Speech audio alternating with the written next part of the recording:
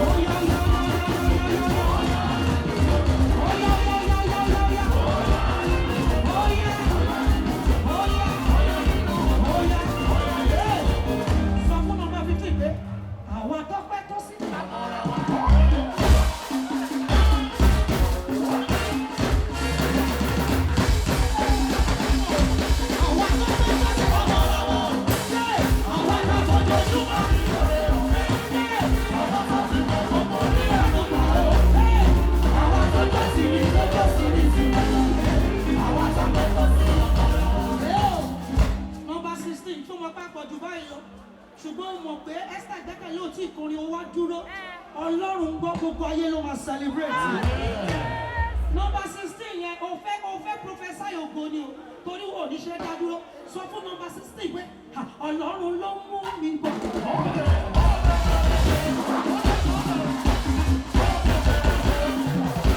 Ènìyàn sọ pé kí ló ṣẹlẹ̀ Ọlọ́run ló mú mi gbọ́. Ẹ̀yin ọkùnrin ta ló mú yín bọ̀. Ọlọ́run ló mú mi gbọ́. Esther. Ènìyàn sọ pé mo fẹ́. Ènìyàn sọ pé mo fẹ́. Ọlọ́run ló mú mi gbọ́. Orí nọ́mbà 17 mú. Nọ́mbà 17 yẹn wàá kó láti ìsàlẹ̀ dókè. Bíbẹ́ òkú tó ti kú yẹn.